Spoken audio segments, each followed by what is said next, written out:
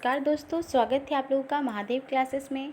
जैसा कि आप सभी को पता है कि केबीसी का रजिस्ट्रेशन शुरू हो चुका है और आप लोग भी अपने अपने घरों से केबीसी के आंसर दे ही रहे होंगे। आज मैं आपको बताऊंगी कि केबीसी का फर्स्ट राउंड क्लियर होने के बाद जब सेकेंड राउंड स्टार्ट होगा, यानी कि जब केबीसी की तरफ से कॉल आने लगेगी, तो आप लोगों को क्या गलती नहीं करना है। तो उसके लिए वीडियो के एंड तक बने रहिएगा, तभी आपको समझ में आएगा। वीडियो पूरा देखिएगा तभी आपको क्लियरली सारा बात समझ में आएगा। अगर आप लोग मेरे चैनल पे नए हैं तो फटाफट से मेरे चैनल को सब्सक्राइब कर लीजिए, क्योंकि रात को 9 बजे जो क्वेश्चन पूछे जाते हैं मैं कोशिश करती हूँ कि उसका आंसर आप लोगों को सबसे पहले मिले। तो इसलिए फटाफट से मेरे चैनल को सब्सक्राइब कर लीजिए। वीडियो पसंद आए तो लाइक करिए।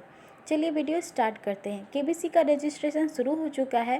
केबीसी में क्वेश्चन 9 मई से लेकर के 22 मई तक रात को 9 बजे एक क्वेश्चन पूछा जाता है, जिसका आपको आंसर देना है। इसका मतलब ये नहीं कि आपने एक दिन आंसर दिया अब बाकी दिन नहीं दिया। आपको कोशिश करना है कि रोज़ दिन पूछे जाने वाले क्वेश्चन का आंसर आप सही टाइम पे दें। ऐसा नहीं कि 24 घंटा का टाइम दिया है तो हम 24 घंटे में ही देंगे, ऐसा नहीं है। कोशिश करिए, अगर आपको आता है तो आप पहले देने का कोशिश करें। केबीसी से कॉल आना 16 मई से शुरू हो जाएगी। जब कॉल आ जाएगा तो आपको क्या करना है? कॉल आने के बाद आपको ये कोशिश करनी है कि जिस फ़ोन से आपने रजिस्ट्रेशन किया है उस फ़ोन को आप हमेशा अपने पास रखें, क्योंकि केबीसी की तरफ से कॉल कब आ जाएगा ये पता नहीं है। आपने फ़ोन नहीं उठाया, आपका फ़ोन मिस हो जाएगा तो फिर आप सिलेक्ट नहीं हो पाएंगे। वैसे तो केबीसी की तरफ से फ़ोन आने के बाद अगर आप किसी कारण व्यस्त हैं तो केबीसी की तरफ से आपको दोबारा फ़ोन किया जाएगा। अगर फिर भी आपने फ़ोन नहीं उठाया तो केबीसी फिर आपको तीसरी बार फ़ोन करेगी। उसके बाद फिर आपको फ़ोन नहीं आएगा। फ़ोन आने का अंतराल 30 मिनट का होगा, जैसा कि आप यहाँ पे देख सकते हैं लिखा हुआ है। जैसे कि अगर आपने एक बार फ़ोन नहीं उठाया तो केबीसी आपको दोबारा फ़ोन कर सकती है, वो भी आधे घंटे के अंदर।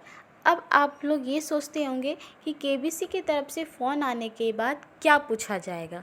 केबीसी की तरफ से जब भी ये फ़ोन आएगा तो IVR के द्वारा फ़ोन आएगा, यानी कि पूरी तरह से कंप्यूटर द्वारा फ़ोन आएगा।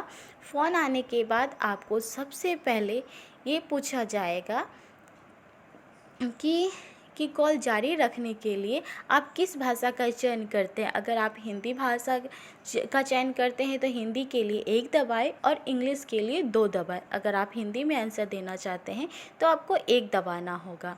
उसके बाद नेक्स्ट हो सकता है कि यहाँ पे साफ साफ लिखा हुआ ही है, आप इसे बढ़िया से पढ़ लीजिएगा।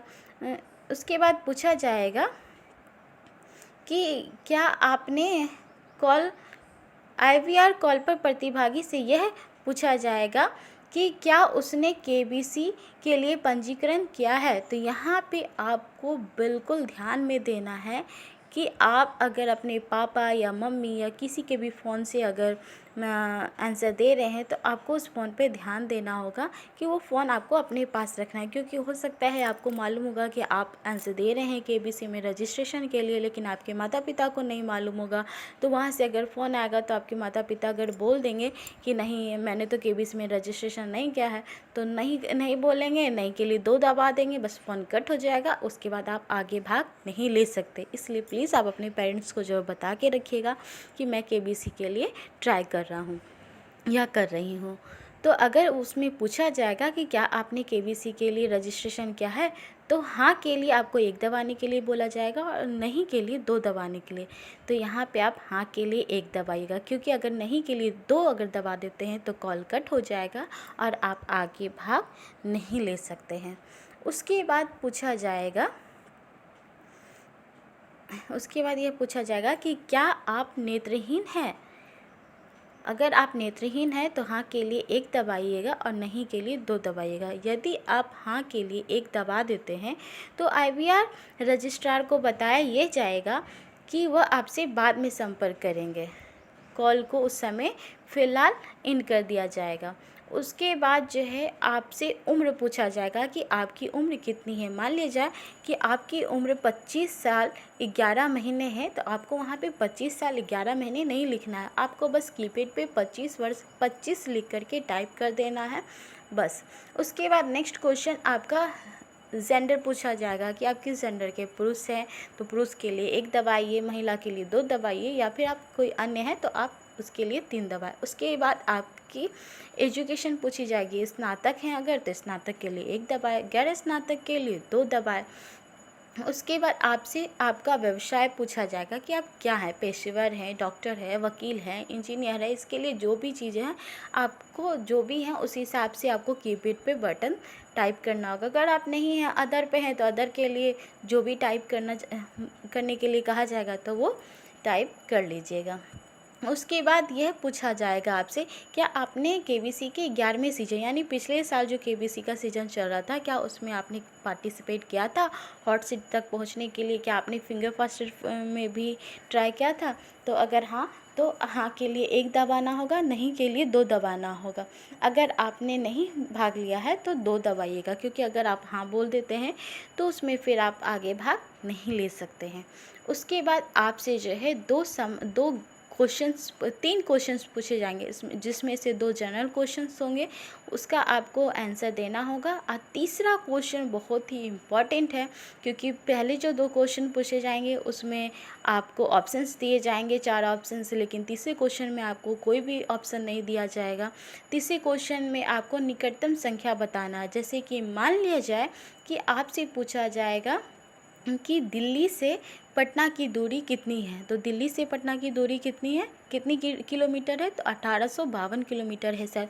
तो अगर आप यहाँ पे 1850 भी कीपैड पे टाइप कर देंगे तो आपका आंसर सही हो जाएगा। आपको निकटतम बताना, लेकिन कोशिश ये करना है कि आपको एकदम सही बताना है, कोशिश यही करना है। आपको क्या करना है, जैसे मान लिया जब पूछा जाएगा कि दिल्ली से पटना की दूरी कितनी है, तो 1852 लिख करके टाइप कर देना है, और उसके बाद आप स्टार फिर या फिर हैश का बटन दबा दीजिएगा।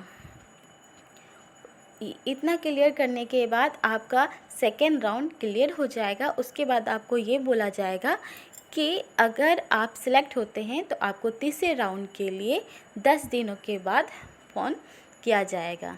इसलिए आप लोग इस बात का ज़रूर ध्यान दीजिएगा कि जिस भी नंबर से आपने रजिस्ट्रेशन किया है, कर रहे हैं, तो आपको उस फ़ोन को हमेशा पास रखना है, फ़ोन को साइलेंट नहीं रखना है, क्योंकि फ़ोन आएगा साइलेंट रहेगा पता नहीं चलेगा।